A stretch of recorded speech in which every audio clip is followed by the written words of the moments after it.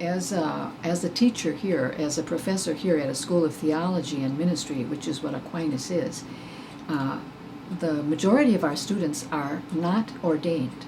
They are not going to be priests. They are going to be working in some type of service area, pastoral care, hospice, liturgy, or some area of service that's faith-oriented. That's why they're here. They come from all over the world. We have people here from Nigeria. We have people here from Kenya. We have people here from the Indies. We have people here from Vietnam, from South Korea. They get a study, what they call a study visa or whatever else, to come in here and do 2 years, 3 years, whatever. When I hear what they have to go back to, some of them, they cannot take any books back. We recently had a student from North Vietnam. She could take no books back with her because they would be confiscated at the airport, because that's foreign material. So she put everything on some kind of electronic device to be able to take anything back of what she had learned, including her papers. So she came here to do some learning, but goes back to a repressive and oppressive regime. I consider myself kind of middle of the way. I want to look at the human being who is looking for hope and possibility.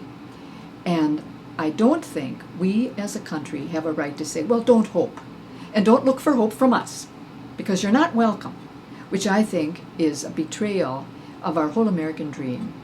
At the same time, I'm not naive enough to say we should have a complete open door policy where we have a swinging, like a revolving door, an open door, where people and anybody can come in or out.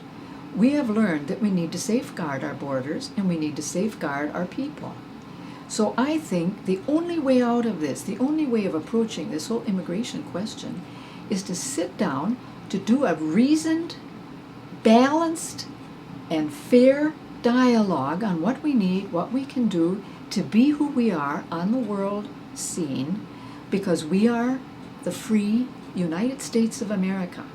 And if we come out as unhospitable, then what kind of reputation or what kind of witness do we have on the world stage today for countries that are trying to get out of repressive regimes if we don't show them a quality of life where that's not necessary, where people can live freely and happily?